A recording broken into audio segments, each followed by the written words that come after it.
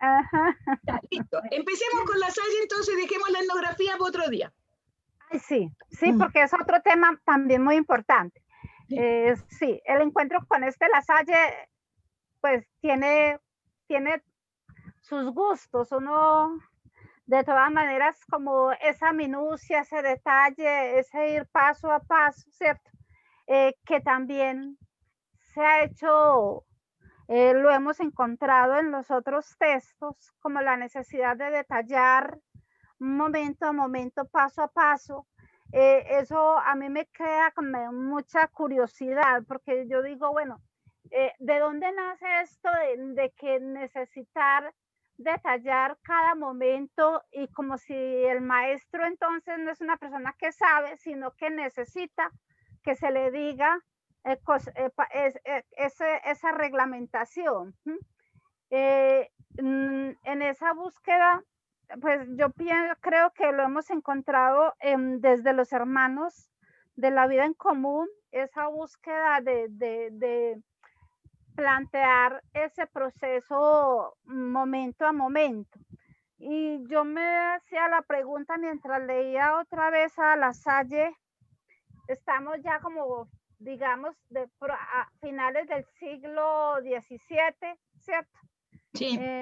Porque cuando se publicó era el 1706, o sea, ya se había practicado, ya se había experimentado, ya se había conversado, ya se había sistematizado, o sea, ya llevaba un tiempo en esa construcción.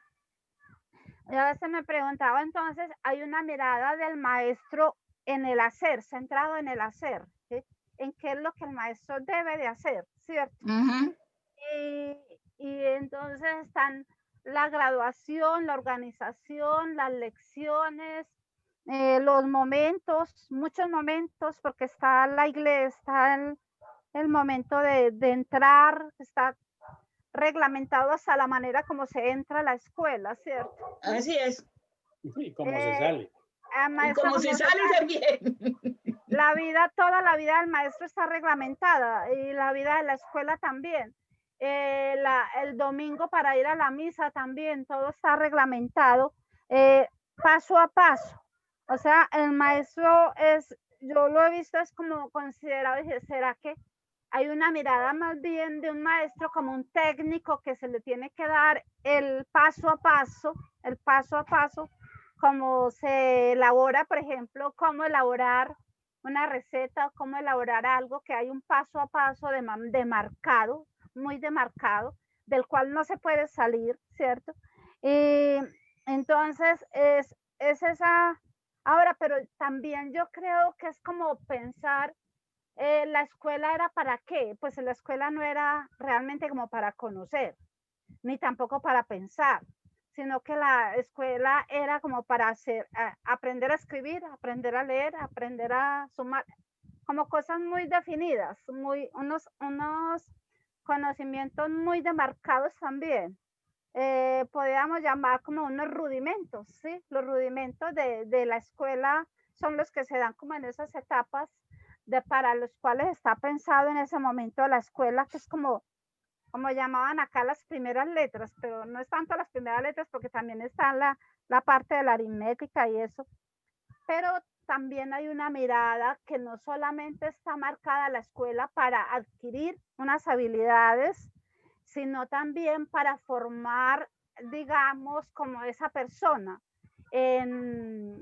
diríamos como en una disciplina personal, pero también diría como en esa religiosidad tan marcada, como en el maestro es una persona que también tiene que ser formado como en la prudencia, en la palabra, en el silencio. Yo digo, yo que hubiera hecho en esa época, a mí que me gusta hablar, y allá el silencio es como una norma tan impresionante, de fuerte, y que la alegría no se puede ver porque la risa causa como cierta molestia y hay cierta desconfianza sobre la risa. El maestro no puede ni causarle risa a sus estudiantes, ni reírse. Pues es muy impresionante sobre la risa, me causó mucho eco. Y en ese sentido, el silencio, esas señales, yo me Las leí, yo no señales, por favor. las señales me causan a mí mucha impresión, porque es el maestro no debe de hablar y para eso utiliza una serie de señales que están todas sistematizadas, todas, todo tiene una señal, cómo hacer para que vaya a empezar una lección, cómo hacer para pedir silencio, cómo hacer, todo está señalizado. Y creo que hay como un aparatico que se llama la señal. Entonces dice que con la señal hace no sé qué, con la señal hace no sé cuántas. Y yo me relacioné directamente con lo que Zuluaga describe del lancasteriano y creíamos como que solamente ahí se daba eso, como esa función de las señales. Y aquí es una cosa constante y viviente todo el tiempo, porque la señal reemplaza la palabra para que haya un silencio que permita como Permanente. cierta concentración y como cierta disposición del ambiente, ¿cierto? Son elementos que hay cosas como muy nuevas, como esas de las señales, pues yo diría, no me acuerdo que las hayamos visto en la otra, Jorge. O sea, No.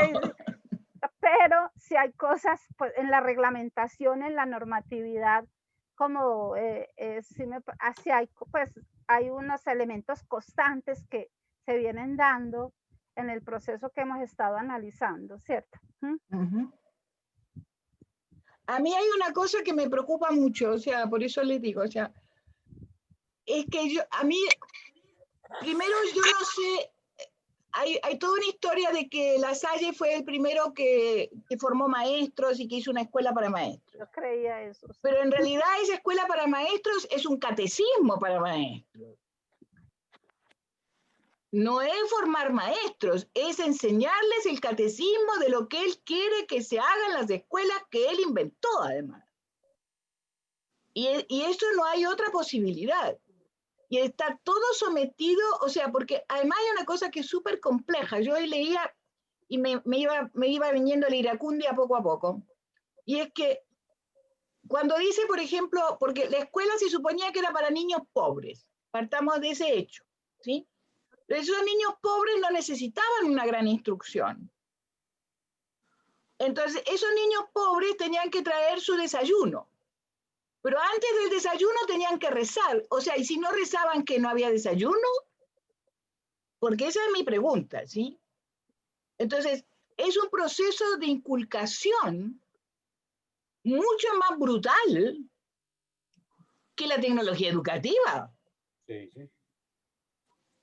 Esa es la impresión. O sea, si Bloom y compañía deben haber leído a este señor, ¿no? Porque realmente, claro, porque realmente esto es como los ancestros de eso, ¿sí? El silencio. Además, los castigos corporales, cuando hace la definición de la palmeta, del azote, del no sé qué, olvídese. Después dice, claro, no se pueden usar mucho. ¿Cómo que no se pueden usar mucho? Entonces, ¿para qué los pone? Entonces, hay una cosa que es bien impresionante, ¿se dan cuenta? Nosotros ya pasamos por Erasmo, que le criticaba a los hermanos de la vida en común el castigo físico. Y nos encontramos 200 años después el mismo castigo físico de los hermanos en la vida en común. Pues. Entonces hay varias cosas ahí que a mí me hicieron mucho ruido, pero mucho ruido. Sobre todo por esta noción, porque en el fondo todos los programas son procesos de inculcación. Se inculca al maestro para que inculque a los niños.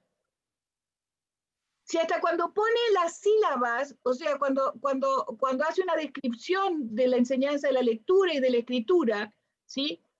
Y pone cuándo se puede enseñar a leer y cuándo se puede enseñar a escribir, que están absolutamente diferenciados, ¿ya? Bueno, yo sí lo puedo aceptar ya, pero ya vimos que antes, mucho antes, no estaban diferenciados. O sea, los tipos, o sea, Ramos no diferenciaba la lectura de la escritura, iban juntas.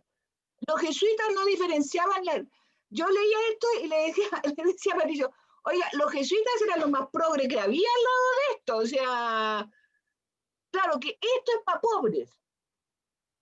Y eso no lo podemos perder de vista, ¿sí? Eso era pensado para los pobres. No está pensado para los tipos que van a ir a la universidad, sino que está pensado para los pobres. Entonces los pobres tienen que aprender a leer y escribir y a rezar. Y nada más. Incluso cuando aprenden latín ni siquiera leen a Cicerón, leen los salmos de la Biblia. Pues hay que usar el salterio. Y dije, ¿cómo que salterio? ¿Y el resto qué? Es decir, es cierto, hay una cosa que es importante, pero ya sabemos que él no lo inventó, lo inventaron antes, que se había que leer y escribir en la lengua vernácula. Pero eso ya sabemos que está de antes, está desde Ratke. Y Ratke son 100 años antes. Sí. ¿Mm? Entonces, esta cosa como del superhéroe Lasalle, a mí se me cayó hecho pedacitos. Yo, honestamente, la primera vez que lo leo de arriba abajo, o sea, nunca lo había leído. Y quedé espantada. Yo había leído unas cosas más generales sobre la orden, sobre cómo funcionaba la orden, etcétera, etcétera, pero no las guías de la escuela. Las guías de la escuela son un proceso de inculcación liso y puro. No hay otra cosa. Yo quedé realmente así como, no.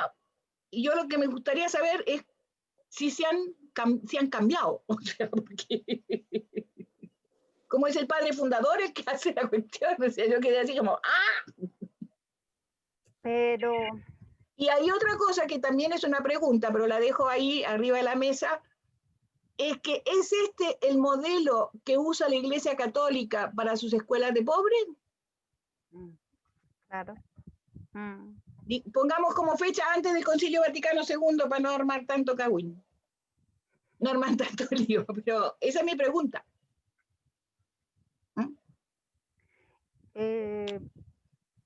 Frente a esto, por ejemplo, a mí me parece, uno entra a leer, por ejemplo, lo que fue el Plan Cerda en Colombia, que fue, digamos, hasta la segunda, 1880, hasta casi la tercera década del siglo XX.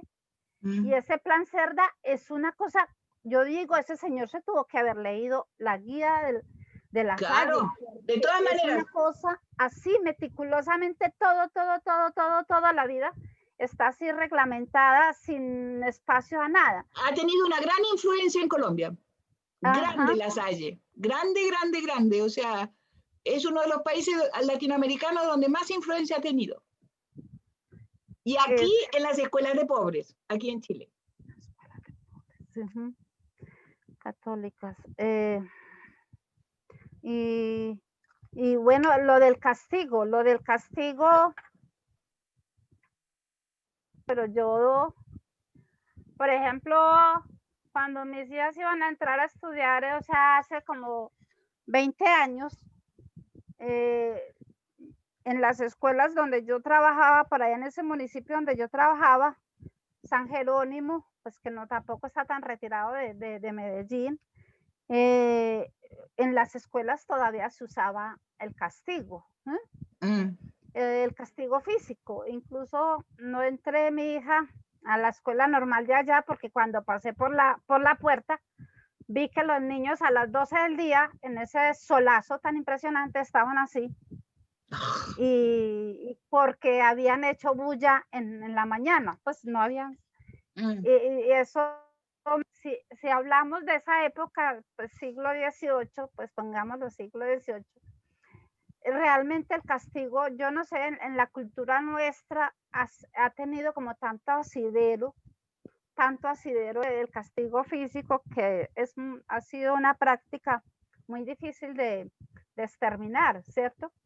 Aunque desde 1917, por ejemplo, se prohibía, claro. De todas maneras, sí, se prohibía en el decreto, pero ha sido una práctica que ha tenido mucho asidero en esta cultura.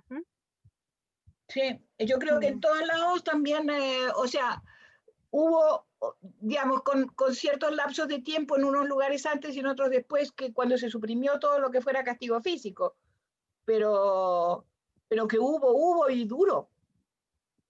O sea, y aquí está la regla, este es el modelo.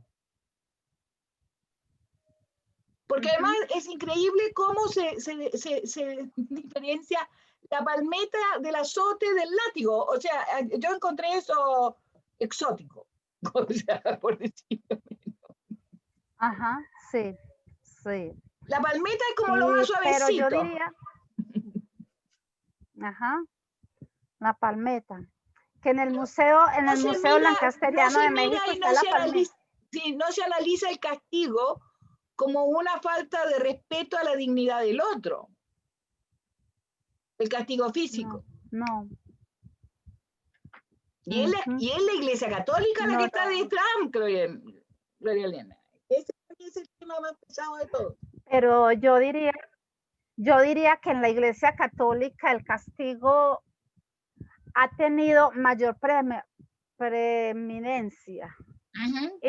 Porque de todas maneras, por ejemplo, uno lee a Comenio, por ejemplo, y uno lee a Erasmo, y uno lee a Pestalozzi, y hay otra mirada, y en un manual que yo leí de Pedagogía de España de 1840, que por ahí me lo encontré, me encantan los libros viejos, decía que los castigos eran algo necesario para toda pedagogía. ¿Qué tal? Decía, pues, que porque de todas maneras el niño necesita ser conducido, orientado, educado, pero aquí, por ejemplo, Óscar Saldarriaga, en ese estudio que hace de mirar la infancia, plantea que el castigo fue un punto nodal en la lucha de la pedagogía católica con otras formas de ver la pedagogía, porque decía que esa mirada del niño como alguien pecaminoso, como alguien que está, digamos, de manera constante tentado por el demonio y que necesita una disciplina vertical, radical, que lo cuide, que lo conduzca, que no lo deje salir del carril. Digamos que ese se convirtió en un tema de choque entre lo que fue la pedagogía activa y las teorías sobre la niñez con relación a la Iglesia Católica, porque esa mirada del pecado sobre el niño, sobre el ser humano también, no solamente sobre el niño, sobre el ser humano, hizo que vieran en el castigo como una herramienta para poder, digamos, conducir una autoridad férrea que impidiera el demonio, pues, pero eso yo lo veo con mucha fuerza en el catolicismo, pero yo no lo veo con tanta fuerza, pues, en el protestantismo.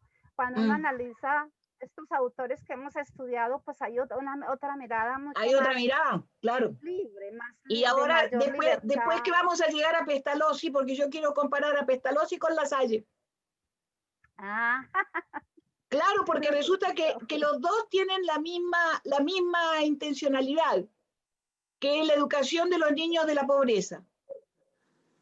Digamos, desde el marco general es el mismo, pero a mí me interesa comparar los dos, porque yo creo que en realidad desde los inicios, desde la reforma de Lutero en adelante, ha habido dos vertientes súper distintas que nunca se han mirado y se han separado con claridad, que es una la de la Iglesia Católica y otra la del protestantismo. Y yo creo que ese es un tema no menor. Pero uno, bueno, yo solo yo no creo que el protestantismo, pues los internados ingleses, toda esa cosa es violenta, ¿no? O sea, hay mucha violencia ahí en el protestantismo también. Es que hay que mirar, es que lo que pasa es que tenemos un lío fundamental en el protestantismo y que hay que mirarlo con mucho cuidado, es que tiene vertientes distintas. Yo sí creo, porque... Entonces, está el luteranismo, que es como el original, está el calvinismo, que es como el que viene después, están los escoceses después, la iglesia wesleyana, que es otra cosa, está el anglicanismo, que es el protestantismo que practican los colegios ingleses, ¿sí? Pero en ese mundo de Gran Bretaña hay dos corrientes que están juntas y se llevan súper bien en materia de castigo. Es el catolicismo irlandés y el anglicanismo inglés. Pero ahí hay mucho. Marchan para los dos lados, pero con tutti, o sea, no hay ningún drama. Entonces, yo creo que hay, a mí me parece bien importante mirar esa cuestión, porque en el fondo lo que hay frente al castigo es una imagen del otro. Y eso es lo que a mí me parece que sería interesante de dilucidar cuando estamos hablando de esta historia del enseñar, o sea, porque son formas de pararse muy distintamente frente al otro. Con castigo o sin castigo, ¿qué se entiende por castigo? ¿Qué se entiende por disciplina? ¿Qué se entiende por norma? Todos son esos temas que los pone La Salle. Están ahí. Pero esa es la versión de La Salle. Entonces sería bien interesante mirar la versión de los otros también. Porque son cosas distintas. Ahora, a mí lo que más me quedó sonando, como les digo, es esta historia de que los colegios, las escuelas pobres católicas son lasallistas en materia de cómo se maneja la situación. Y de este hecho de que solo aprenden, como tú bien dijiste, Gloria Elena, a leer y a escribir lo necesario, no mucho más, y las 4 operaciones del cálculo, porque eso es lo que necesitamos. Y a rezar y a respetar. Es que esas patas conductuales son muy potentes. Además piensen en nuestros campesinos, ¿sí? Yo pienso en las historias de los campesinos chilenos, y en los campesinos en la Argentina, y en los campesinos aquí en el sur. Están marcados por esa forma de mirarlos. Claro, las estancias en la Argentina tenían una escuela, pero que enseñaba a leer y escribir lo básico, o sea, lo máximo que llegaban era 4º de primaria, con suerte. Sí. Y en todas las estancias había una capilla donde iban a rezar. Entonces, es bien, y los puntos aquí en Chile son iguales. Tuvo mucha fuerza. Entonces, es súper interesante La Salle. Para mí fue todo un descubrimiento, tengo que decir honestamente, porque yo, como les digo, yo había leído las cosas de él que tienen que ver con el otro ámbito de cosas, la congregación misma y las reglas de la congregación, que es más seglar que otras. Pero las escuelas de los hermanos cristianos, uy, uy, uy. Ahora, hay que pensar que siempre tuvieron, desde el siglo XIX, escuelas para pobres y escuelas para ricos. Eso. Y que no son iguales. Es que esa es la parte interesante también, pero es posterior. Todavía no hemos llegado por ahí. Ya vamos a llegar. Pues yo sí encuentro mucha fuerza de esa pedagogía de La Salle en nuestra historia, porque yo varias veces como ejercicio a los muchachos de 10º los he puesto a que recojan una historia de vida escolar de sus abuelos o de sus papás. Y la mayoría me recogen historias de señores de 50, 60, 70 años, que no son siglo XIX. No. Y todas, yo digo, solamente he encontrado una historia que no ha estado marcada por el castigo. Todas hablan de la escuela, el castigo físico, ¿sí? Y esa es una de las preguntas pues, que yo me he dicho, pero tan avanzado el siglo XX, porque muchos son del 70 y eso, tan avanzado, y el castigo, ¿por qué con tanta fuerza, cierto? Porque esa fuerza en la escuela nuestra del castigo. E igualmente también sobre los internados. Claro. Los internados en los cuales, que a mí me ha tocado trabajar mucho con internados, con el proyecto Patio 13. Aquí en Copacabana también, no sé por qué, cuál será la razón por la cual hay tanta trayectoria de internados, niños que no viven con los papás, sino que casi por todo el año viven en una institución. Y de todas maneras hay esa mirada triste como de la vida del internado, ¿cierto? No en todos, pues uno tiene que decir que no en todos, pero sí en nuestra historia escolar, el internado es un lugar muy lúgubre, muy carente de alegría, de una disciplina muy férrea, muy tenaz y de una infancia también muy estropeada, pues diría yo. Y eso es, pues las escuelas esas escuelas católicas como para huérfanos, de todas maneras sí le deja a uno muchas preguntas sobre esa herencia, yo sí digo, esa herencia que nos dejó, porque de todas maneras, mira, que desde finales del siglo XIX entraron las comunidades religiosas a tener mucha predominancia en la escuela primaria y en la formación de maestros en las escuelas normales, ¿cierto? Y que realmente los hermanos cristianos han tenido una trayectoria histórica en esa mirada, y que realmente también la escuela, el catolicismo se erigió como una pedagogía, que pues han tenido una construcción teórica frente a la escuela, la educación, la formación de maestros. En los reglamentos de las escuelas normales de las 2 primeras décadas del siglo XIX está este reglamento de la vivito, está así, todito, hasta donde le dicen a qué horas se hay que acostarse, a qué horas hay que levantarse, están prohibidos jugar con naipes, está prohibido los ciertos libros. Hay una mirada muy coercitiva de una disciplina muy rígida, donde todo está normalizado. El normalista vive en la escuela normal y desde a las 8 hay que acostarse, a tales horas hay que levantarse, y el rezo, el rito religioso es muy constante todo el tiempo en la vida académica, en la vida de la escuela. Por ejemplo, yo recogiendo historias sobre la escuela normal donde estoy de la década del 70, comenzaban con una misa. A las 7 lo primero que había era una misa. Obvio. Y antes de cada clase, la profesora tenía que rezar. Y al finalizar la jornada, como eran 2 jornadas, al finalizar la jornada de las 12, otra vez había que rezar.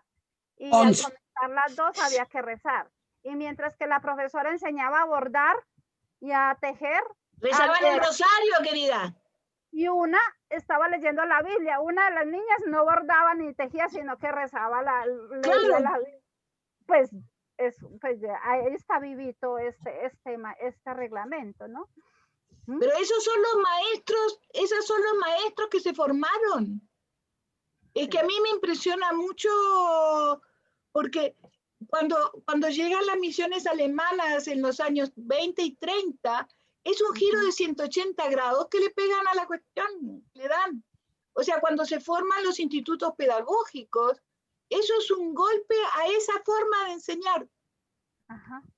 Y es una ruptura que se produce ahí.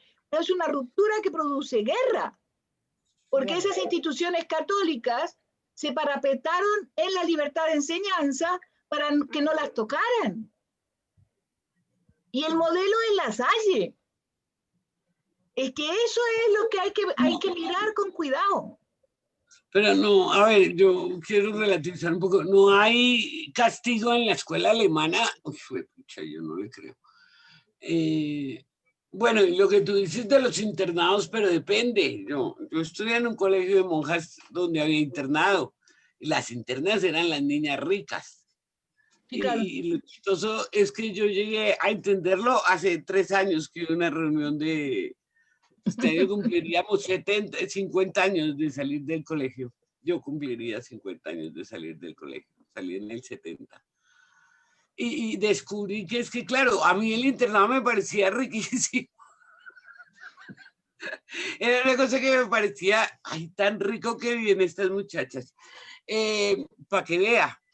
Y claro, descubrí que es que, redescubrí, porque creo que lo sabía antes, que es que, claro, las que estaban internas eran las hijas de los políticos, las hijas de los... Eran unas niñas que eran de un sector social diferente a lo que éramos las que éramos externas. Claro, Graciela, pero es que eso pasa en todas las sociedades. Ellas eran ellas la pasaban muy rico, a mí me parecía que la pasaban muy rico. Claro, hay aquí, o sea, porque ya eran las niñas consentidas, Claro. Pero lo que pasa, Graciela, imagínate tú, en Francia hay un internado para señoritas que es el internado de la Legión de Honor.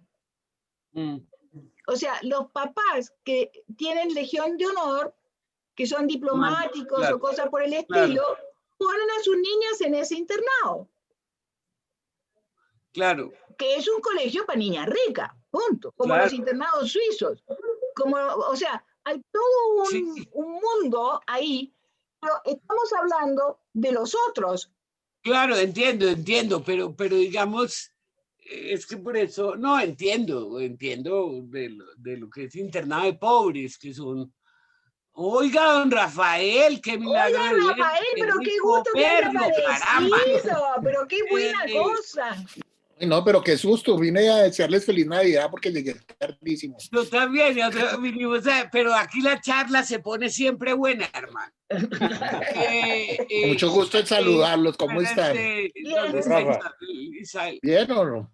Yo lo que me impresioné es que en la actualidad hay no sé cuántos internados. Yo el otro día, el año pasado, había un proyecto del Ministerio de la Pedagógica y había una línea de internados y yo decía internados, pues yo sé, los internados indígenas, bueno, entonces me dijo, hay no sé cuántos internados en todo el país, o no sé cuántos. Eso todavía existe. Oiga, uno a veces no conoce su medio. Yo un poco como por decirle, impresionante, Isabel sabrá de eso. Pero claro, ay, dice Isabel Gloria, se me cambió de pantalla. De verdad que todavía hay muchos internados, ¿no? Sí hay. Y ese internado para pobres, sí, claro. Ese es el que hay. No es el indígena, bueno, porque yo siempre sabía del indígena, digámoslo así, pero este es como que un internado campesino. Claro. Que ese es a mí esa es la parte del cuento La Salle que me preocupa, ¿sí? Porque lo que sucede es que como es la vocación por los pobres puede llevar a situaciones como las de La Salle. O sea, donde los procesos de inculcación internos son muy fuertes. O sea, y son procesos que llevan a una cosa muy compleja, que es la obediencia. Y la obediencia sin pensamiento. O sea, lo que les enseñaban en esas escuelas y lo que les enseñaron en las escuelas colombianas y en las escuelas chilenas de la Iglesia Católica era la obediencia a ciegas. O sea, se obedece. Uno está en este mundo para obedecer. Y eso es el peso negro de la escuela católica, de esas escuelas católicas. Por eso yo creo que después, cuando llegó el Concilio Vaticano y demás, no se habló mucho de esta historia, o sea, se quedó ahí en el medio del camino la cosa. No hubo un análisis crítico, riguroso de lo que había pasado antes con esas instituciones. Y cuando uno lee los documentos originales, se da cuenta que en realidad funcionaron mucho más siglos de lo que uno piensa que funcionaron. En España han funcionado durante siglos. No, y después con el franquismo eso debió ser... Olvídese. Pues si todavía están que pelean por volverse al 19, pues, o sea... Exacto. O al 18, es que son una... Entonces el tema es que cuando uno lee a La Salle se encuentra con esta historia poderosa del que es el marco en el que se mueve la educación católica, la escuela católica. Es que eso es lo que a mí me preocupa. Entonces, porque es como La Salle, el gran ideólogo del cuento. La Salle es el que pone las pistas de cómo hay que funcionar con los pobres. Porque los jesuitas no se ocupan de eso, se ocupan de otra cosa. Por lo menos hasta el siglo XX no se ocuparon de otra cosa. Y el italiano Bosco, ¿cuándo aparece, Juan? Es que Bosco tiene otra teoría. ¿Esa sí es otra cosa o no? Sí, otra cosa muy distinta. Sí, Bosco. Gloria Herrera, ¿por qué estás toda negra? Ah, es que se me cayó el internet, entonces apagué, es que Ah, la ya, cámara. ok, ahora está. Pero, San Juan El Bosco, Bosco, los salesianos es otra cosa o no. sí, Otra porque cosa. lo que pasa es que Bosco Ah. se mete en el mundo del trabajo. Sí. Ahora, Pero también de los habría niños que pobres. mirar con mucho cuidado, cosa que no hemos hecho, y podemos hacerlo cuando lleguemos más o menos a la época del Bosco, que es como los 1800 y tanto, Sí, siglo eh, XIX. después de pasar por Pestalozzi, cuando, Vamos a leer a Péstalos. por supuesto, no se salva nadie, o sea, Sí, ese sí lo releo. Chévere. Bosco es un tipo que es el que organiza las instituciones para la formación de obreros. Sí, sí, Pero sí. entonces lo que pasa es que entre medio estuvo la encíclica de León XIII. Entonces la encíclica de León XIII es una defensa de los obreros. Entonces aparece toda una corriente nueva dentro de la iglesia, que no existía en la época de La Salle. Porque esas cosas también hay que mirarlas, es en qué contexto se dan. El problema es cuando el contexto cambia y las ideologías quedan. Ajá. Y se perpetúan en las prácticas. Claro. Ese es el problema. ¿Alguien quiere decir algo más? Están todos muy callados. Yo creo que estuvimos poco lectores. Yo honestamente casi decía, ¿voy o no voy? Porque yo no alcancé a leer y ya no me dan ganas. O sea, qué pena. No, pero lea. No, sí. Hay, con tanta cosa para leer, hola.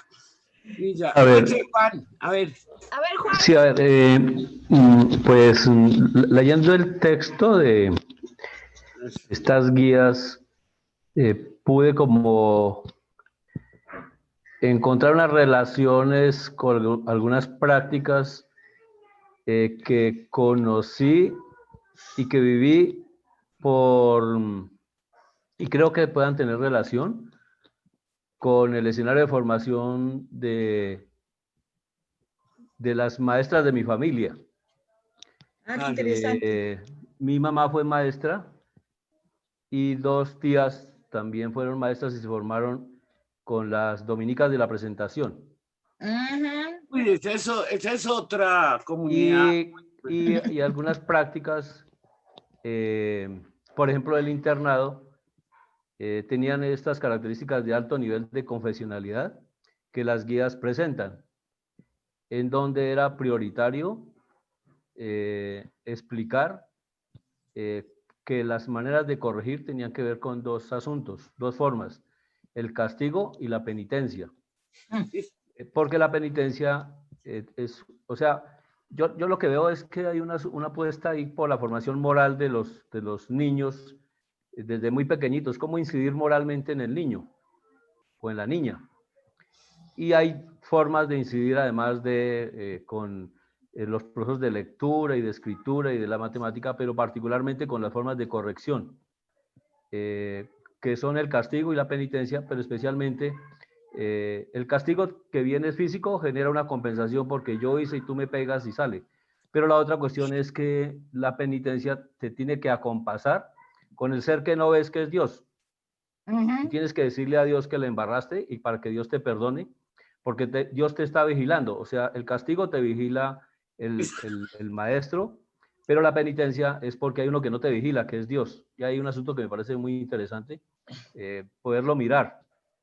Igualmente, esas formas esas maneras de llegar a los niños con el castigo perduraron y aún perduran, porque hay padres de familia que a esta época, recuerdo el año pasado, que le decían a las maestras de las sedes rurales mías, profe, pero pégale. Así como a mí me tocó que me hacía la maestra, pégale. ¿Sí? Entonces, ¿qué sucede? Yo recuerdo un trabajo que hicimos aquí en la Normal de UAT, que tiene que ver con la génesis del pensamiento epistemológico de la Escuela Normal en UAT, y que esa escuela viene de una necesidad que se generó a propósito que en el Colegio de la Presentación, donde se formaban maestras, por lo menos ya llevan como unos 90 años, no podían acceder las niñas, hijas de madres solteras, y por consiguiente las niñas pobres, porque era una escuela femenina. Entonces las madres empezaron a clamarle al Consejo Municipal que por favor una casa que tenía estudios complementarios que se llamaban en esa época, ¿por qué no se transformaba en una escuela para formar maestras? Y la pregunta que nosotros nos hacíamos ahí es que con qué propuesta se formarían los maestros, siendo que era una escuela estatal, no tanto pública, sino una escuela estatal. Y pues lo que encontramos era que no había propuesta distinta, en la medida que buena parte del equipo docente o los maestros que pasaron a la normal eran maestros que venían formados De la presentación. de la presentación. Claro. ¿Sí? Entonces se replicaba lo que en la presentación se hacía. Por consiguiente, pues hay unos elementos muy interesantes con los que se relaciona para la pobrecía, y es un elemento que es la caridad, o sea, cómo mantener la relación con los pobres a propósito de que necesitamos ser, ellos necesitan nuestra caridad. Sí, eso es como un asunto interesante. Igualmente, las formas como se enseñaba a leer y a escribir, esas formas vienen, y creo que aún hay una lucha muy fuerte de romper con eso que viene de la propuesta lasallista. Esa es una lucha muy fuerte que viene con esa propuesta. Y hay un esfuerzo enorme por buscar y llevar a la práctica otros planteamientos, pero en el interior de la experiencia formativa histórica están esas estrategias y esas prácticas con las que los maestros fueron formados y siguen formando a las generaciones muy recientes, digo la década del 60 y la década del 70, pues porque el peso que tuvo la comunidad lasallista aquí en Colombia y en mi región fue muy fuerte.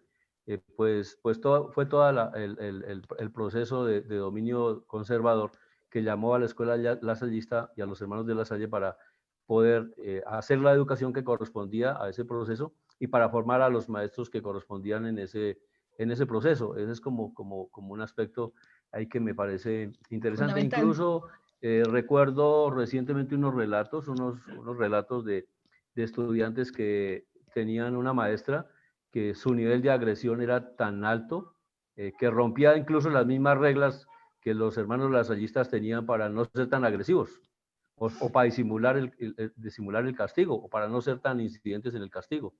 Entonces, pues era la maestra que a los niñas de bachillerato, si les sacaba el genio, porque no llevaba la tarea lo que sea, pues la cogía de sus cabellos largos y les estrellaba contra el tablero y les daba durísimo.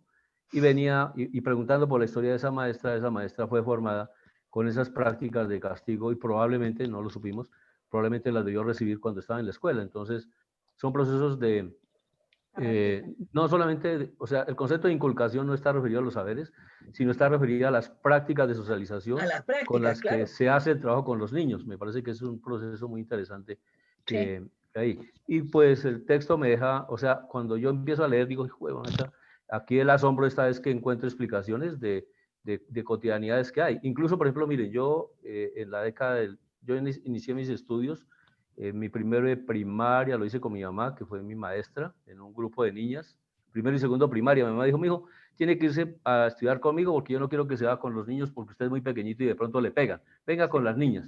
Y ahí conocí la pluma, ¿sí? Yo empecé a trabajar la pluma. En tercero de primaria ya conocí el papel secante porque pues la pluma se usaba con más frecuencia. Y conocí la pluma esa metálica, probablemente la pluma de la que habla La Salle es la pluma de ave, que había que cortarla. Pero esa pluma aquí en mi región duró hasta 1965, 1966, ¿sí? Incluso lo que habla, por ejemplo, ahí de la importancia de formar en la ortografía, yo recuerdo el traslado que tuve, porque cuando yo estaba en la escuela primaria, que crecí en una zona rural, ahí en esa rural no había sino hasta cuarto de primaria, y pues imposible que el hijo de la maestra y el hijo de un campesino adinerado pues fuera no hasta cuarto de primaria que llevarlo al colegio. Entonces me pasaron a la zona urbana para que me fuera aclimatando a las estrategias formativas de la zona urbana, y cuando yo llegué a la zona urbana, yo iba con letra cursiva, ¿sí? Pero de la zona rural, pero cuando llegué a la zona urbana, entonces me encontré con la letra script, que la maestra que me la cambió utilizando una caña que la rompía sobre mi pupitre porque le daba rabia que yo no escribiera con script. Y ustedes ven, por ejemplo, mi caligrafía no la leo ni yo mismo. Recuerdo que a mi novia le escribía cartas y me tocaba leérselas cuando yo llegaba. Porque decía, mi amor, no te entiendo. Y realmente tiene que ver con eso. O sea, a pesar de que era una apuesta de formar en la escritura, ¿sí? En el siglo XX, la década del 60, mi proceso de formación escritural, pues también tuvo que ver con esos líos ahí de cuando los franceses determinaron si se seguía con la cursiva o no se seguía con la cursiva o con la script. Pero está eso me parece que es clave.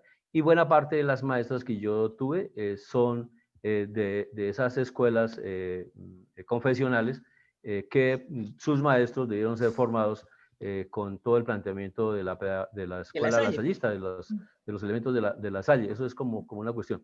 Entonces a mí me nacen varias preguntas, por ejemplo, para las escuelas normales. Yo creo que Gloria, pues ahí ustedes las estamos viviendo, y es qué es lo que está improntado en los sujetos, que también la Salle lo dice, bueno, a esta gente hay que quitarle un poco de cosas y meterle otras, ¿sí? ¿Ya? Cuando se habla de la formación de maestros, entonces dice, bueno, espera un momentico porque aquí, miren, los maestros de la Salle, entre otras cosas, los primeros maestros de la Salle, entiendo según el texto, eran hermanos lasallistas. Claro. Ellos no estaban formados para ser maestros, sino que a propósito de que estaban las escuelas, pues ¿con qué maestros íbamos a contar? Pues los hermanos lasallistas, que había que darles toda la estructura de cómo se trabajaba, ¿sí? Pero cuando los hermanos de la Salle llegan aquí, por ejemplo, a Colombia, pues hay que formar maestros que son particulares, que no son de las confesionalidades ni son de las hermandades lasallistas, hay que formar eso. Y creo que la guía sigue siendo clave para formar los maestros como la Salle definió, Juan Bautista de la Salle definió. O sea, no hay otra opción que ser así. Me parece que ese es un asunto importante. Entonces, ¿qué es lo que nos queda a las escuelas normales? Una, todo el peso que tiene que seguirse le dando a formar en la lectura y en la escritura, ¿sí? Y en la aritmética. Me parece que ese es un asunto importante, porque particularmente con estos discursos últimos que le han entrado a la escuela, de atravesar y transversalizar todo, todos son proyectos transversales, la escuela no ha podido dar razón de cómo forma y cómo le apuesta a formar niños lectores y escritores. ¿Sí? Eso me parece que es importante. Otra, la escuela se ha perdido de cómo formar en la infancia las herramientas para el pensamiento matemático, digamos, para el pensamiento aritmético. Me parece que ese hay un asunto muy importante. Entonces, parece que a la escuela primaria se le han generado muchos distractores que le han hecho perder de las pistas fundamentales, sí, claro, que tiene que ser con la enseñanza de la escuela primaria. Sí, me parece que es un asunto clave. Otro es también para este momento histórico que estamos viviendo para las escuelas normales, porque a la escuela normal se le pide con más fijeza, no solamente que forme para preescolar, sino que se forme para primera infancia. Y los retos... Primera infancia incluye preescolar. Eso, primera infancia. Sí, sí. O sea, eso, gracias, Graciela. Entonces, que se forme para primaria. Es mi pelea. Y que se forme para primera infancia. Entonces, se correría un riesgo del disciplinamiento de la primera infancia, que es propio de la escuela primaria. Sí, se correría un riesgo. Bien. ¿Cómo hacer para no correr ese riesgo? Bien. ¿Sí? Igualmente, ¿cómo hacer para mantener el concepto de enseñanza, que es propio de la escuela primaria, así como lo hemos compartido y Araceli nos lo ha hecho ver con unas precisiones bonitas, para mover asuntos que son propios de la primera infancia, en una institución que hasta ahora empieza a tener pinos para formar maestros para la primera infancia, ¿sí? Pues porque la experiencia de formar maestros para la primera infancia, al menos para el preescolar, pues lo tienen las facultades de educación. Las escuelas normales han formado maestros para la básica primaria. Entonces, leyendo a Juan Bautista de la Salle y leyendo esa guía, pues además de los asombros, pues yo encontré unas pistas que me ayudan a explicar unas experiencias que vi improntadas en mis tías, en mi mamá, y que pues por consiguiente a mí me las transfirieron, pues porque soy hijo de esa generación de maestros que me formaron en esa época. Y más que las maestras de primaria mías eran 4 familiares, mi mamá y una hermana, una prima y otra hermana de la prima. Entonces todo eso está atravesado, formadas todas en el colegio de la Presentación. Sí, entonces eso es como una cuestión ahí que me llamó mucho la atención, por supuesto. Y sobre todo, o sea, no hay cosa que se deje escapar en esa guía. Todo está fríamente calculado, ¿sí? Para una apuesta de la formación moral del niño. Súper. Jorge. Negro, A mí digamos, aparte de lo del castigo, me impresionó mucho toda la práctica religiosa, ese adoctrinamiento para entrar, para estar, para salir, hasta cuando no se está. Pero también me provocó mucha angustia saber, ser más consciente de que esa práctica todavía es muy recurrente en la escuela, bueno, digamos en la escuela pública, en la escuela oficial. He llegado a conocer, por ejemplo, reuniones de maestros en la que la reunión empieza con una oración.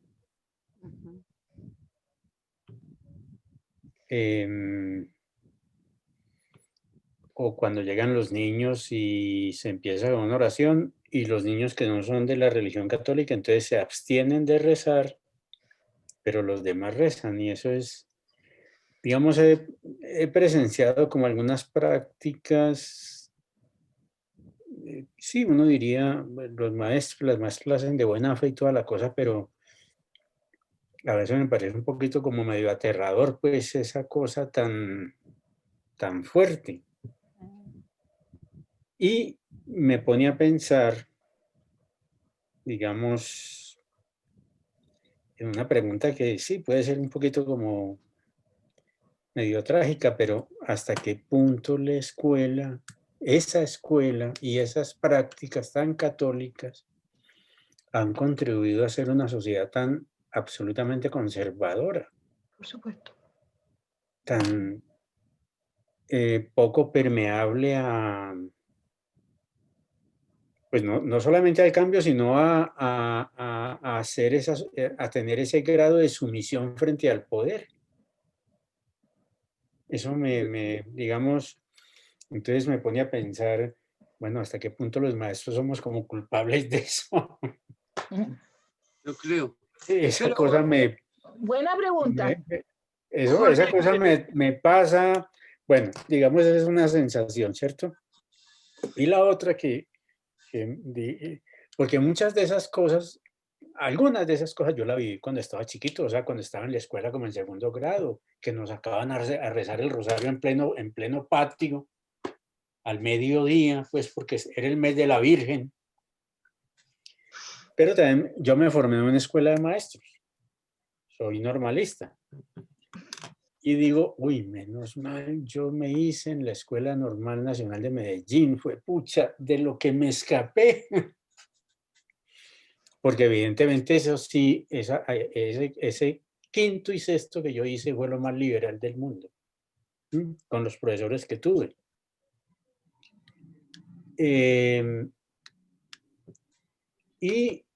Pero entonces también uno se pone a pensar, bueno, y las facultades de educación en relación a ese punto. En relación a ese punto, digamos, cómo forman a los maestros, o sea, ¿por qué llegan maestros nuevos y esas prácticas siguen ocurriendo? Eso sí. No, digamos, no. Pero, bueno, Yo tengo una respuesta para eso, Neto. Que fue lo que yo descubrí en mi trabajo en la escuela de Tunja. Y es que los maestros, como van desde chiquitos a la escuela normal, etcétera, ¿sí?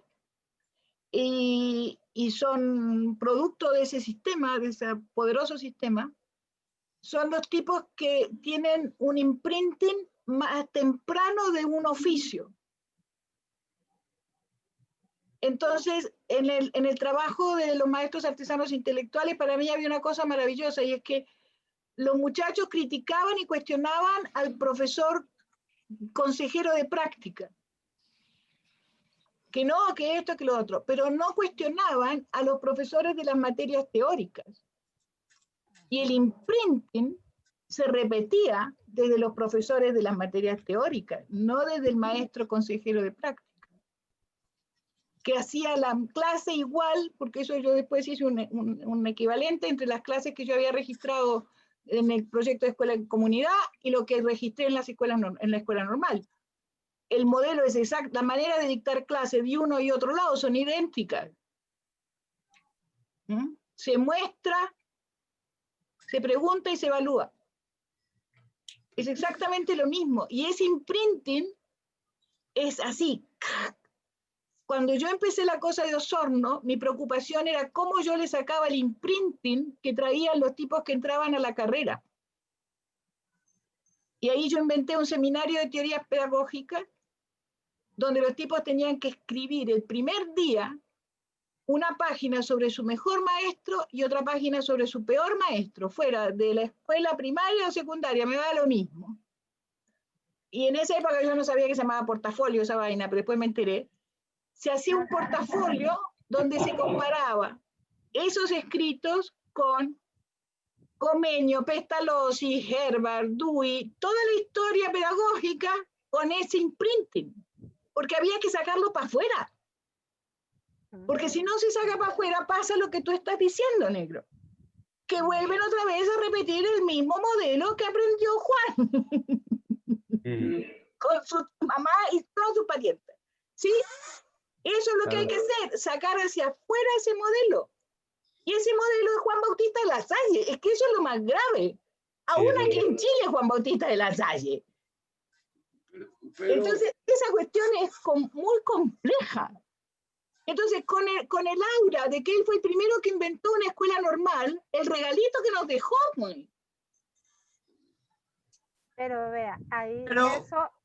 A ver, de a uno por vez, porque eso está de lo más entretenido. A ver, Graciela. Yo solo quiero llamar la atención con lo que decía Jorge, yo un poco del presente, y es la cantidad de estudiantes que usted tiene hoy en día que son cristianos.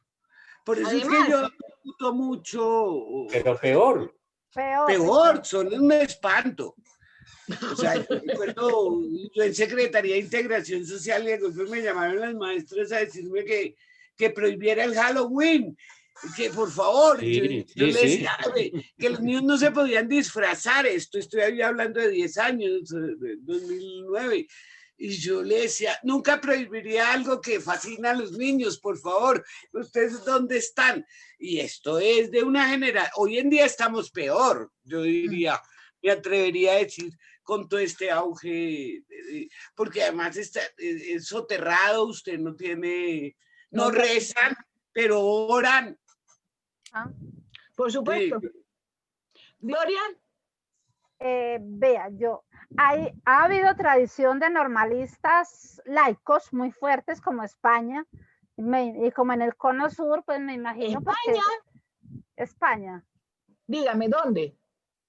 Bueno. Sí.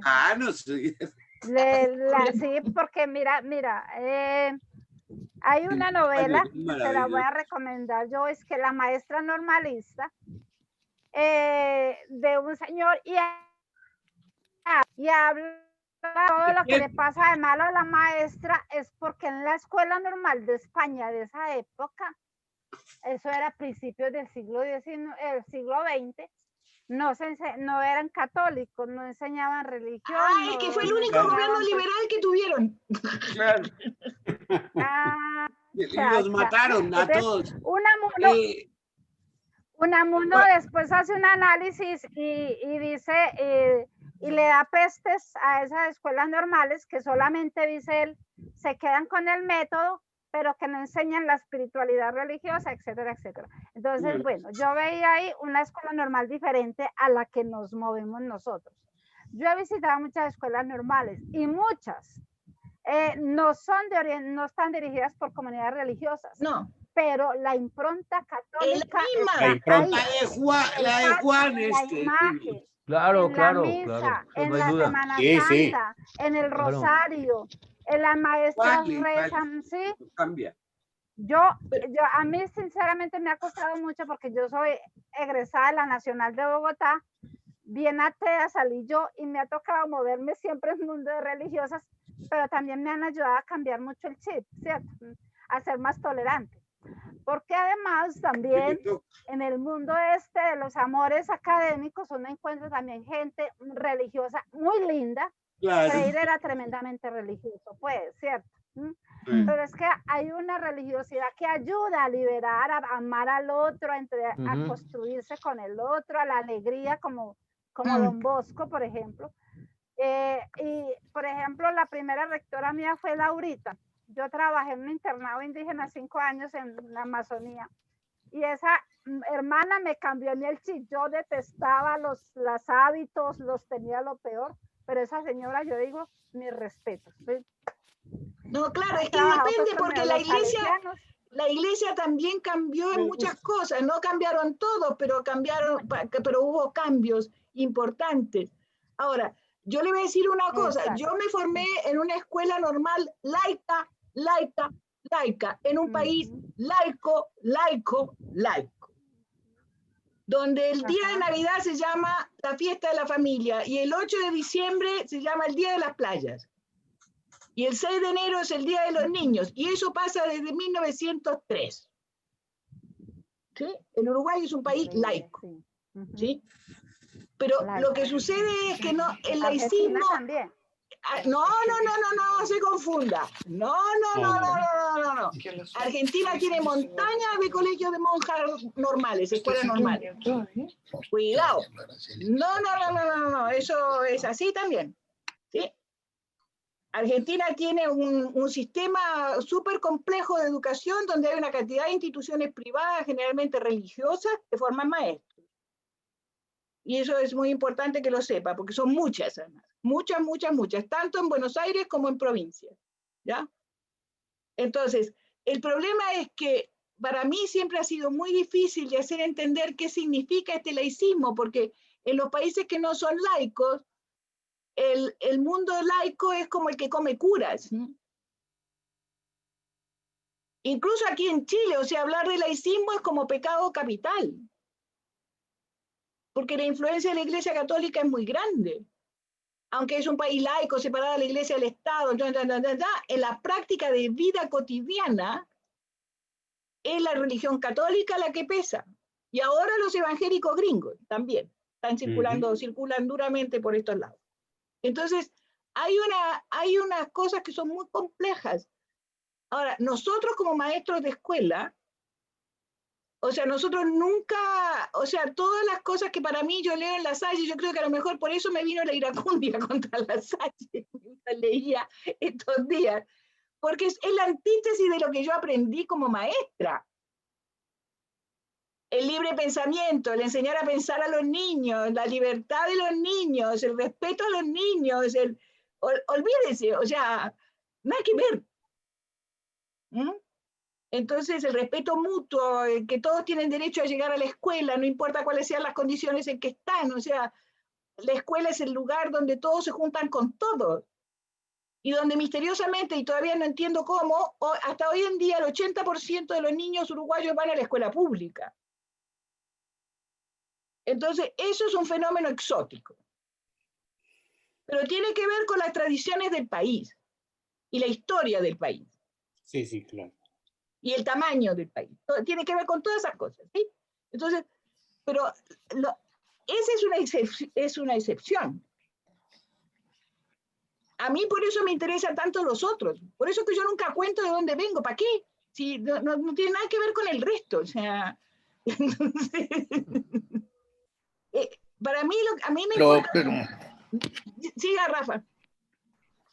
No, yo dije que iba a decir solamente Feliz Navidad, pero no me aguanto. Ya, yo le dije, Rafael, yo le dije. No, es que mire, yo creo que hay que preguntarse qué es lo que significa esa escuela laica. Yo tengo una teoría que puede ser muy arriesgada, muy loca, pero yo creo que toda la escuela está marcada por esa impronta, incluso la laica. Yo tuve una experiencia que fue muy enriquecedora para mí con Ángela María Robledo en el año 99. La conferencia episcopal contrató a la Fundación Restrepo Barco, donde trabajábamos, para ayudarles a construir un proyecto que llamaban la Pastoral Educativa. Era el momento en que por efecto de la ley general se acababa lo que se llamó la educación contratada en Colombia. Es decir, toda esa oferta de educación pública, sobre todo en los territorios nacionales, pasaba a las secretarías de educación y dejaba de ser administrada por las diócesis y los obispos. Y también era el momento en que los sacerdotes y monjas tenían que dejar de pertenecer a la planta docente. Sucedía que un cura o una monja era rector, era de la planta educativa, ganaba en ese momento, digan ustedes, 2 millones de pesos, mientras el resto de los curas ganaban 300.000 o 400.000, eran ovejas sueltas ante el obispo, no los podían mover porque era el rector del colegio de tal sitio, etcétera. Y entonces fue muy interesante tratar de entender qué era eso de la educación católica y por qué existía la educación contratada. Digamos, por qué la educación pública en Colombia durante un siglo se ejerció el carácter público a través de la iglesia y fundamentalmente de los hermanos lasallistas. Entonces, cuando leía la lectura, fue una cosa que fue muy, muy clara. Y aprendí 3 palabras que lo pongo para la discusión que usan ellos. Uno es el carisma. Cada comunidad tiene un carisma. Es decir, toda la iglesia es educadora, pero se especializan en determinadas cosas. O en una clase social, o en un género, niñas y niños. Y entonces la educación de los jesuitas, que es tan crítica, es también educación católica. Sí, claro. ¿Cierto? Pero digamos, el carisma es la formación de los niños pobres para una comunidad. Y hay comunidades como María Auxiliadora, por ejemplo, especializada en formar maestros. ¿Sí? De ahí la cantidad de normales que hay en Colombia que están vinculadas a la Compañía de María, María Auxiliadora, etcétera. Pero digamos esa palabra de carisma que es el enfoque o el énfasis que se hace en la educación. Y la educación tiene una función pastoral, que es la otra palabra. Ellos hablan es de pastoral, educativa. Es decir, la educación es una manera de salvar al hombre. Como lo decía Juan José, el castigo, la penitencia, todas esas figuras son una manera de controlar la carne, por una parte, que llega incluso a la utilización hasta hace muy relativamente poco, el cirio y todas esas cosas que se amarraban a la pierna para hacerse daño, los sacerdotes para controlar la carne, para que en los seminarios los muchachos no se masturbaran y cosas por el estilo, que se hacían daño al cuerpo a sí mismos, pero también el daño como una manera de salvarse y esa idea de que la educación salva, ¿sí? Y yo creo que esa idea que tenemos es muy centrada en la escuela, la educación como salvación, como que yo educo a las clases populares para empoderarlas. Al fin y al cabo, Paulo Freire era católico, ¿no? De alguna manera es una idea de vamos a empoderar, vamos a salvar. No, Freire era pastor protestante, lo siento. Pero sí. Medio cristiano, de todas maneras tenía esa idea pero de no salvación. era católico. Bueno, ok, de acuerdo, me equivoqué, en eso tienes gracias. Pero hay una idea de catequesis, que es lo que yo creo que es la tercera palabra, que es una palabra clave, me parece a mí. Sí. Es decir, la educación es pastoral en la medida que salva, pero también es catequesis. Y entonces cuando fuimos en ese trabajo que les digo que se hizo en todo el país con Ángela, visitando las diócesis, para que entendieran los curas qué era la Ley General de Educación y qué significaba la Ley General en ese momento, era el tema de pasar de una catequesis a lo que ellos llaman ahora la ERE, Educación Religiosa Escolar. ¿Sí? Y eso cómo cambia la idea. Digamos que la función de la escuela no era solamente salvar hombres, sino hacer buenos cristianos. Ahora, ¿por qué eran hermanos y no curas los de La Salle? ¿Sí? ¿Por qué no hacían la ordenación? O sea, como cuando uno se ordena sacerdote, ellos no tienen los votos completos. pero tienen el voto de obediencia, Sí. o sea, no se van a salir del carril. Tienen el voto de Pobreza. doctrinal, ¿sí? La pobreza no es un negocio.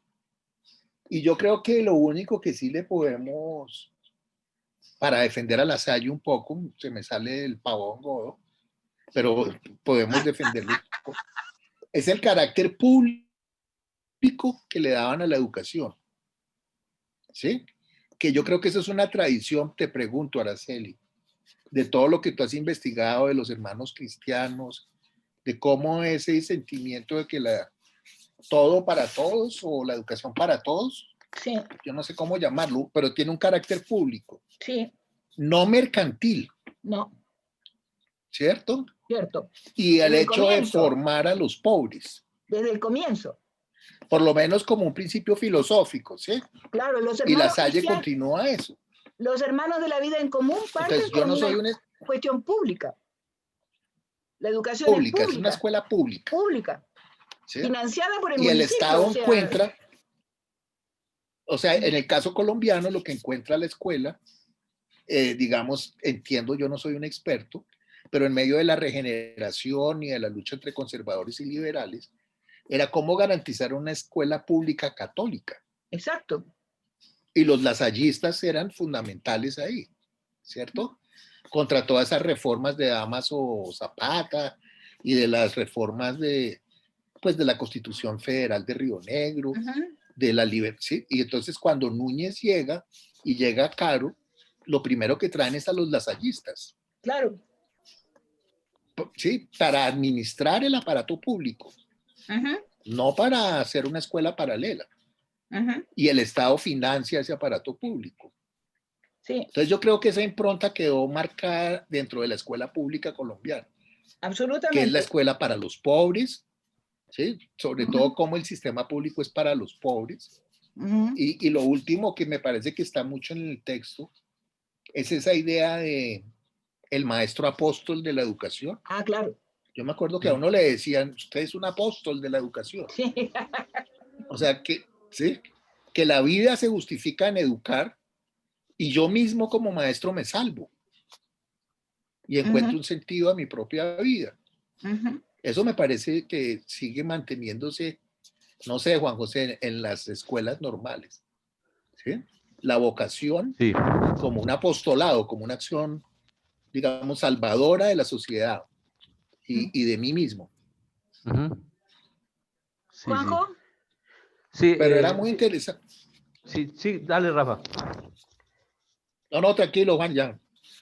Ah, Feliz Navidad era lo que yo iba a decir nomás. no, qué buena feliz Navidad con esos tres elementos para poder conversar. Sí, realmente, miren, en las escuelas normales hay una tensión entre el concepto de vocación y de convicción, ¿sí? Y ese concepto de vocación está muy referido al que el maestro se asume como apóstol.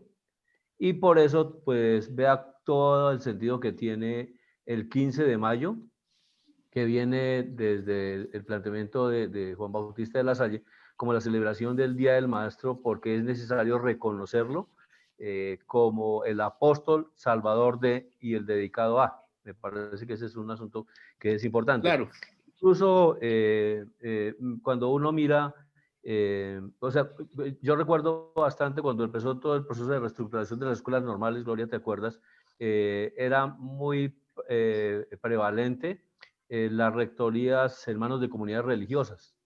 Y a medida que fue pasando el tiempo y tal vez por el desarrollo de la ley 115 se fue reduciendo, pero sin embargo las comunidades educativas cuando empezaron a sentir que ya las escuelas normales no eran regentadas por comunidades religiosas o porque sus rectoras o rectores no eran sacerdotes o monjas, empezaron a distanciarse un poco del proyecto educativo y preferir irse para instituciones no normales. Me parece que ese es un asunto importante que marca. Y aún, lo que estaba diciendo Jorge, no hay un hecho comunitario de una escuela normal que no tenga esos dos componentes, el componente religioso y el componente civil. Entonces, orden del día para tal evento, oración. Segundo, himno nacional. Y tercero, himno del municipio o himno del departamento. van muy ligados, ¿sí? Y pues tiene que ver con esa simbiosis entre lo laico y lo religioso, diría yo.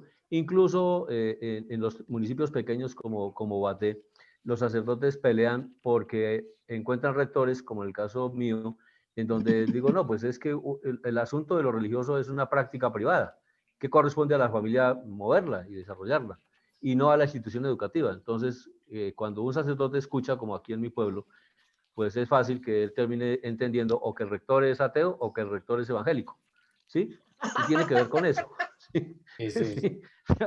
Sí, a mí me pasó, ¿no? El hijo de la señora María, que Vamos a ver, y sí, ¿no? es catequista y ahora nos resultó ateo, nos resultó evangélico porque no permite que se haga tal cosa que es correspondiente a la Semana Santa, ¿sí? Pero ahí está esto, y esa es una tensión muy interesante que incluso, no sé, Gloria, si tú tienes acceso al chat de Azonen, pero cuando uno mira el chat de Azonen, lo más frecuente en el chat de Azonen, sobre todo últimamente, que se han muerto muchos maestros, es ponerlo en manos de Dios y desearle la buena gloria para que llegue a la vida eterna, ¿sí? Eso es como lo más común de los rectores de las escuelas normales, ¿sí? Es más frecuente eso que decir, oiga, ¿cuál es la postura de usted, escuela normal, frente por ejemplo, al proyecto de fortalecimiento de las escuelas normales con el apoyo de la Universidad de La Salle, ¿no? Entonces, es eso. Sí, es eso. Es realmente muy fascinante. Pero a mí hay una cosa que me quedó en el tintero, Pavón. O sea, todo lo que usted dice, yo nunca lo viví en mi país laico. O sea, mi país laico es una cosa rara. Porque en realidad no, o sea, primero los curas no cortan ni pinchan, ni los curas, ni los imanes, ni los rabinos, nadie corta ni pincha en el sistema. O sea, nadie. O sea, ni los pastores, nadie. ¿Sí? Porque el sistema es republicano, es el Estado, o sea, y el Estado es laico. Aunque ahora tengamos... Que los 33, los 33 arrasaron ¿no? ¿Los qué? O sea, digamos, los 33 y los orientales. Los 33 orientales, desde sí. hace mucho. Bueno, yo me siento muy orgullosa porque yo pertenezco a una familia que hizo que ese país fuera laico como es, o sea. Sí. Tengo un pariente por ahí que sacó a los terratenientes católicos y puso a la burguesía urbana. Entonces, olvídese, chao, se acabó la cuestión. Pero el tema es que hay una cosa que es muy fuerte, porque a la gran mayoría de las sociedades no es así. Yo creo que yo me sentía muy cómoda en la Francia, porque la Francia es igual que el Uruguay. O sea, la iglesia no corta ni pincha en el sistema, o sea, es decir, están, por supuesto, la gente va a la misa de 12 de medianoche de Notre Dame, o sea, hay conciertos en las iglesias, o sea, todo fantástico, pero en la vida cotidiana no está el cura, ¿no? Y en la escuela tampoco está el cura, ni la monja, ni el pastor, nadie está, o sea, es que esa es la diferencia fundamental. Por ejemplo, lo que le pasa a Juanjo, que si no es católico, es evangélico. Pues no es ninguna de las dos cosas. Ateo. Y ateo comunista, que es el otro adjetivo que circula en este país. En Chile es lo mismo, porque Chile es igualito a eso. Sí. Chile es un país disque laico, pero no es cierto, es mentira. La iglesia está metida en todos lados. Entonces, no hay, y ahora los evangélicos, o sea, la religiosidad está metida en todo, la cosa no religiosa, porque la cosa religiosa es un problema privado, como bien dice Juanjo, y eso fue lo que yo aprendí siempre, o sea, si usted cree o no cree en Dios es un problema suyo, ¿sí? No es un problema de la comunidad. Y eso es lo que es difícil de hacer entender. ¿Mm? Por ejemplo, cuando mataron al profe francés hace un mes atrás, porque mostró las caricaturas de Mahoma, los gringos de izquierda, progresistas y demócratas, acusaron a Macron del asesinato del profe. ¿Por qué? Porque ellos no saben lo que es una sociedad laica. No, los gringos pues montan ese monstruo que tienen ahí. No, es que no saben lo que es una sociedad laica. Y el profe tenía todo el derecho del mundo de mostrar las caricaturas de Mahoma. Porque es la escuela pública. Y si no les gusta esa sociedad laica, voy a decir una cosa horrible, pero la voy a decir, váyanse. Porque no son capaces de vivir en ella. A nadie le preguntan nunca qué religión tiene en ningún trámite de ninguna especie en Francia ni en el Uruguay, menos está prohibido. Porque ahora no solo es el género que no te preguntan ni cuántos años tenés, ni la religión jamás se preguntó desde 1905 en Francia, que es la ley de separación de la Iglesia y del Estado. Entonces, esas cuestiones son muy difíciles si no se viven en la cultura. Y ahora, a mí me resulta súper interesante, y por eso yo pensé que Lasalle era un tipo importante, porque yo había tenido el PIF en Colombia de la influencia que tenían estos tipos. Entonces, pues, el seminario es un lugar fantástico para ponerlo arriba de la mesa, que conversemos sobre Lasalle. Pues. Ahora, toda esta historia de los conservadores con Lasalle a la cabeza y toda la historia es fascinante, o sea, es el país que es lasallista. Porque todo el mundo habla, el poder de la Compañía de Jesús, pero en realidad en Colombia los que tienen el poder son los lasallistas, no es la Compañía de Jesús. En realidad, porque están metidos adentro del sistema educativo. Y le pusieron la impronta al sistema educativo. Es que ese es el cuento pesado. Bueno, queridos, ha sido una sesión maravillosa, ha sido muy entretenido. Hemos hablado de todo lo que podemos hablar y nos vemos el próximo año. No sé, hoy estaba pensando cuándo es próximo año para ustedes. Después del 15 de enero, ¿de cuándo? Pero hagamos un brindisito. Hagamos un brindisito. ¡Qué rico! Gracias, Jorge. Jorge, claro. Yo pensé en la tarde. Y esto debía ser con un vino, pero eso no se me olvidó. ¿Sabe qué? Yo espero que les haya gustado esta historia en la que nos metimos, porque yo lo paso súper, pero no sé ustedes. Total. Oh, muy bien, muy rico. Muy rico. Porque sí, por ahí para el 16 de enero yo creo que ya podemos empezar a calentar motores. Por eso. Entonces, después del 15 de enero nos volvemos a ver, porque yo no con la pandemia yo no voy a salir de Santiago este verano, o sea, voy a quedarme encerrada aquí en la casa.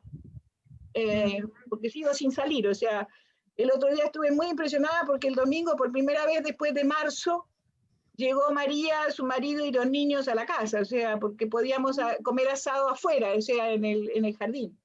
Para no estar, porque el problema, como María es médico y es muy maniática, o sea, no se podía no se podía venir a comer a la casa de la yaya adentro de la casa, sino afuera de la casa. Entonces, por primera vez estuvo toda la tribu aquí junta. Entonces, pero claro, porque es complicado esa historia, quieras o no, no es fácil. Entonces, no hay que ablandar, eso toca tener porque se corre riesgo, estamos la mucho riesgo. mayoría en la somos población vulnerable, no podemos negar. Absolutamente, yo, mire, con lo que yo he fumado en mi vida, el bicho me agarra y me entierra 10 días después, o sea, no tengo ningún drama sobre el tema. O sea, claro, imposible. Así que no, se acabó. Bueno, entonces seguimos en eso. Ahora nos va a tocar partir para Pestalozzi. Yo les voy a pasar un escrito que hice de para dónde sigue esta cuestión, ¿sí? O sea, cómo sigue la secuencia histórica. Pero lo que pasa es que yo había hecho una secuencia histórica originalmente hace ya mucho tiempo, pero creo que voy a introducir un par de personajes que no estaban incorporados en el registro original, pero creo que nos va a tocar leer algunas cosas de Kant y nos va a tocar leer algunas cosas de los escritos pedagógicos de Hegel. Ay, qué rico, muy bien. Que son muy bellos y que no son muy conocidos, digamos, o sea, no son escritos así, porque como yo soy atea, Vamos a ir adentrando a la modernidad. idealista, dialéctica y atea. Entonces vamos por ese caminado. Miles de gracias. O sea, A ha sido ustedes, gracias un a todos. placer absoluto. Todos. Feliz Navidad. Feliz Navidad y que lo Felices pasen fiestas. Próspero súper año. bien. Un abrazo a todos. Cuidarse, Bueno. cuidarse, por favor. Abrazos. Brindamos, Un abrazo. don Jorge. Me cuidan. Araceli, muchas gracias. Muchas Gracias, gracias. Araceli. Ustedes, al Gracias, contrario, maestra. para mí ha Gracias, sido Araceli. Gracias, fantástico. Gloria, Rafa, Graciela, Chao, Jorge. nos vemos. Jaime, Chao, Rafael, Rafa. La gracias. suerte. Hasta Muchas luego. gracias. Súper. Gloria, chao y gracias Se por cuidan todo. y nos cuidamos A mucho. ustedes. Gracias, Ay, Pedro. A cuidarnos. chao. A Bueno. cuidar. Cuidarse, por favor. Un abrazo protector para todos. A Sí. todos. Gracias. Bueno. Bueno.